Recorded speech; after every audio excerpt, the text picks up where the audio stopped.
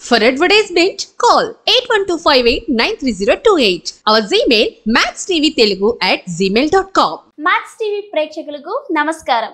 నేను మీ శ్రావ్య. ప్రస్తుతం మనతో పాటు ఉన్నారు ప్రముఖ ఆధ్యాత్మికవేత్త, ప్రముఖ జ్యోతిష్య వాస్తు పండితులు ప్రొఫెసర్ డాక్టర్ ముల్లపూడి సత్యనారాయణ గారు. మరి గురువు గారితో మాట్లాడి అనేక సందేహాలు ఏంటో ఈ రోజు వీడియోలో తెలుసుకుందాం. నమస్కారం గురువు గారు. నమస్కారం మా శ్రావ్య. ఎలా ఉన్నారు సార్? బాగున్నానమ్మా.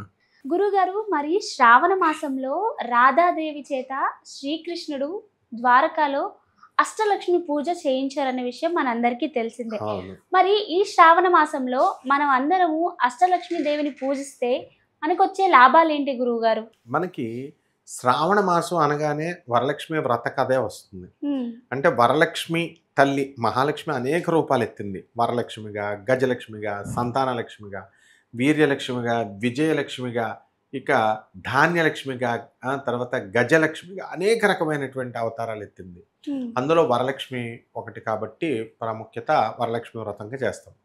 అయితే ఈ ద్వారకలో శ్రీకృష్ణ పరమాత్మ ఏం చేస్తాడంటే రాధారాణి చేత చేపిస్తాడు. అసలు రాధాదేవి ఎవరు? మహాలక్ష్మి అవతారం, స్వయంగా మహాలక్ష్మే.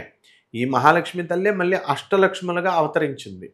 అందువలన సంతానం లేని వాళ్ళకి సంతానం ఇచ్చారు సంతాన లక్ష్మిగా, రైతులకి ధాన్యలక్ష్మిగా, మన తిండి ఉండాలిగా, వండాలి కదా. గజలక్ష్మి ఏనుగుల మీద ఉంటుంది కదా అమ్మవారు, ఈ రకంగా. మరి విజయలక్ష్మి, ఇదంతా మూలం ఎవరు? ఆదిలక్ష్మి, శ్రీమన్నారాయణమూర్తి యొక్క భార్య అయినటువంటి ఆదిలక్ష్మి, ఆదినారాయణుడు. అసలు లక్ష్మీదేవి సముద్రం నుంచి పుడుతుంది. పుట్టినప్పుడు ఈ మహాలక్ష్మి తల్లి అంటే ఆదిలక్ష్మి ఎవరిని పెళ్లి చేసుకుంటుందంటే మహావిష్ణువుని చేసుకోవాలనుకుంటుంది. అక్కడ మిగతా వాళ్ళంతా ఆమెకి సత్వరజస్తమో గుణాలకి అతీతంగా ఉండాలి. ఈ అతీతంగా ఉన్నవాడు ఒక మహావిష్ణువే అనమాట. అందుకని శివుడిని చేసుకోనంటది, బ్రహ్మని చేసుకోనంటది, మిగతా దేవతలందరినీ చేసుకోదు. ఈమె మహావిష్ణువుని చేసుకుంటుంది. చేసుకుంటాం అంటే ఏంటి? వెళ్ళి పాదాలు నమస్కారం చేస్తుంది. మరి మనం ఎవరికైనా పాదాలు నమస్కారం చేసేటప్పుడు మనకంటే ముందు మన నీడ పెట్టేసుకుంటది కదా, నీడ ముందు టచ్ చేస్తుంది. మహాలక్ష్మి యొక్క నీడయే, ఆదిలక్ష్మి యొక్క నీడయే దరిద్ర దేవత అనమాట. ఆమె వెళ్ళి టచ్ చేసుకుంది కాబట్టి ఆవిడేమంటది, నేను ఫస్ట్ విష్ణుమూర్తిని చేసుకున్నాను, వీళ్ళిద్దరు అక్క చెల్లెళ్ళే, అందుకని నేను చేసుకున్నాను, నువ్వు కాదు, నేను ఫస్ట్ భార్యనే అంటుంది. అప్పుడు శ్రీ మహావిష్ణువు ఏం చేస్తాడంటే, అయితే వెళ్ళి పాతాళ లోకంలోకి వెళ్ళి తపస్సు చేయి అంటాడు ఆ దరిద్ర దేవతని, దరిద్ర లక్ష్మి అంటాం. ఎందువలన అంటే సముద్రం చిలికినప్పుడు అన్ని రెండు పుడతాయి చూడు. ఎలాగ కామధేనువు, కాల్పవృక్షము ఇవన్నీ కాకుండా విషము పుట్టింది, అమృతము పుట్టింది, రెండు. మహాలక్ష్మి పుట్టింది, ఈ దరిద్ర దేవత పుట్టింది. సో ఆవిడ దరిద్ర దేవత బాధ పోయింది కదా అని లక్షల సంవత్సరాలు ఆమె అక్కడ తపస్సు చేసుకుంటూ ఉంటుంది. కృతయుగం అయిపోయింది, త్రేతాయుగం అయిపోయింది. ఇక ద్వాపర యుగంలో రాధారాణి సుధాముడి యొక్క శాపం వలన, కృష్ణ భక్తుడైన కుచేలుడు, అతనే కుచేలుడు, అతని సుధామ మహర్షి యొక్క శాపం వలన రాధాకృష్ణులు ఇద్దరు కూడా భూమి మీద పుట్టారు. బాగుంది. పుట్టిన తర్వాత ద్వారకలో ఉన్నారు, బృందావనం నుంచి ద్వారకకు వచ్చారు. వచ్చిన తర్వాత ఈ ఆదిలక్ష్మి ఏం చేస్తుంది, సడన్గా తపస్సు ఆపేసి కళ్ళు తెరుస్తుంది, నేను కృష్ణుడి దగ్గరికి వస్తున్నానని.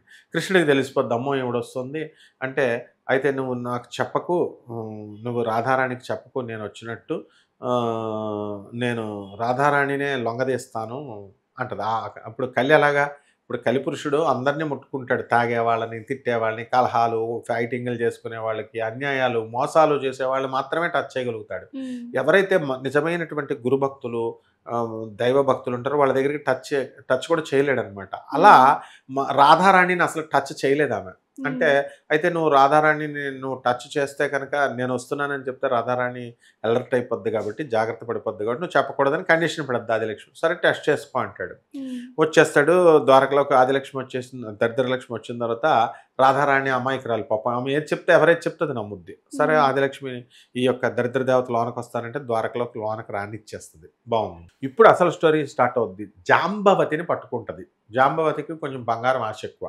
శ్రీకృష్ణుడి భార్య, అష్టభార్యల్లో ఒకడు. ఆయన కుమారుడే, ఆమెకి కృష్ణుడికి పుట్టిన కుమారుడే శ్యామ్ అనమాట. ఇతని వల్లే యాదవ నాశనం అంతా వంశం అంతా నాశనం అయిపోయింది. శ్రీకృష్ణుడికి కొంతకాలం అప్రతిష్ఠత ఇచ్చాడనమాట. శివుడి అంశ అతను, మళ్ళీ మామూలుగా వాడు కాదు.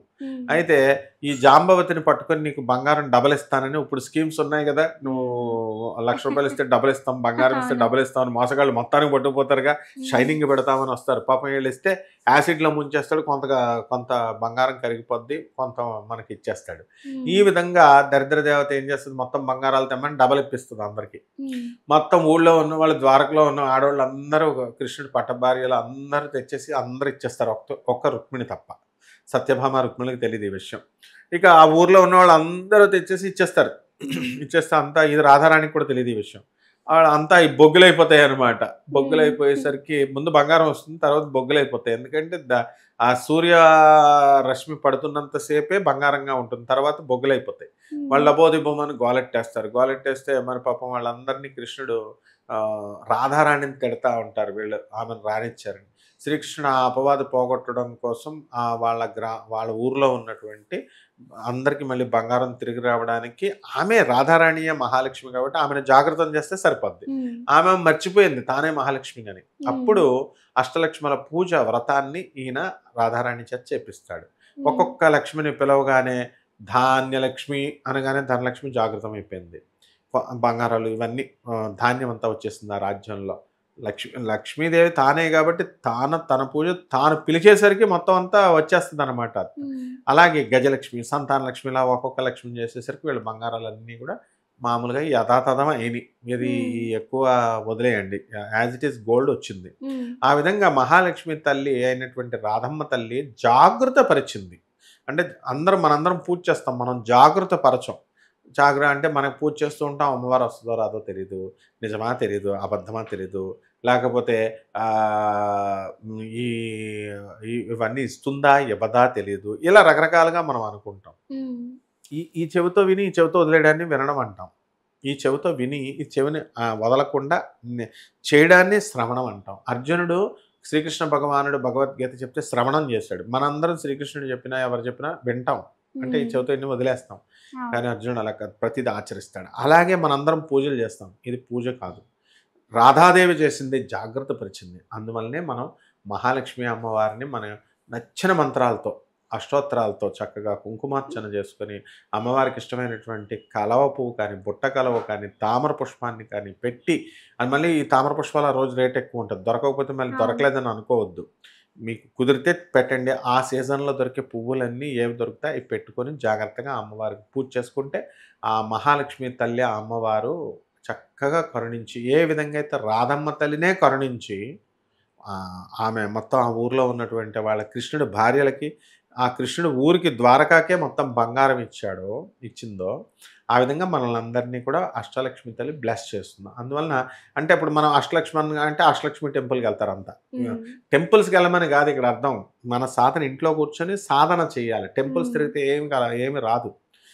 కేవలం వెళ్ళడం మన ఎగ్జిబిషన్ కోసం, ఏదో ఎక్స్కర్షన్ రిలీఫ్ కోసం తప్ప. భక్తి అంటే దేవుడు అంటే ఏంటి, మహాలక్ష్మి అంటే ఏంటి, ఆల్ పర్వేడింగ్, అన్ని చోట్ల సర్వవ్యాపకురాలు, ఆల్ పవర్ఫుల్, అత్యంత శక్తివంతమైంది, ఓమ్ని సెంట్, ఓమ్ని పొటెంట్, అన్ని విషయాల్లో శక్తివంతురాలు. మరి దేవుడు అనగానే వరలక్ష్మి వ్రతం అంటే చాలు గుళ్ళు అంటారు వీళ్ళు. తిరుపతి వెంకటేశ్వర స్వామి అంటే గుళ్ళు అంటారు. గుళ్ళకి దీనికి సంబంధం వెళ్తే వెళ్ళండి, ఆ రోజు జనాలు వెళ్ళిపోయి అక్కడ తొక్కేసి రబస్ చేసుకొని వచ్చాకంటే ఇంట్లో చేసుకోండి. ఈ విధంగా ₹1 ఖర్చు లేదు. పేదవాళ్ళకి దానం చేయండి. ఆ రోజు ఏదో ₹10 దానం చేసి 100 మందికి చెప్పడం కాదు, చేసి పడేయాలంతే. దానాలు అలా చేసినప్పుడు మహాలక్ష్మి తల్లి కూడా మీరు ఎంత ఇస్తారో అంత లక్ష్మీ తల్లి మీకు అనుగ్రహిస్తుంది. అంతేగాని మీరు కూడా పిసినార్తనంగా ₹1 దానం చేస్తే మీకు కూడా లక్ష్మీ తల్లి పావలా ఇస్తుంది అనమాట. ఇది ఈ విధంగా అమ్మవారికి మనం వైభవోపేతంగా ఈ అష్టలక్ష్మి యొక్క పూజ, అష్టలక్ష్మి స్మరణ, రాధారాణి యొక్క స్మరణ మనం ఈ శ్రావణ మాసంలో చేసుకోవాలమ్మా. చాలా చక్కగా చెప్పారు గురువు గారు. ధన్యవాదాలు. ధన్యవాదాలమ్మా.